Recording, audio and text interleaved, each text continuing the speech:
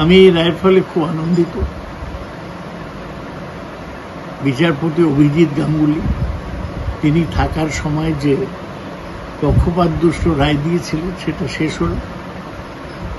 এর ফলে প্রমাণ হলো যে সরকার যে সুপার নিউমারি পোস্ট তৈরি করেছিল সেগুলো বৈধ এবং এদের চাকরি দেওয়ার পদ্ধতিটা শুরু করা যেতে, এটাই আমি খুশি।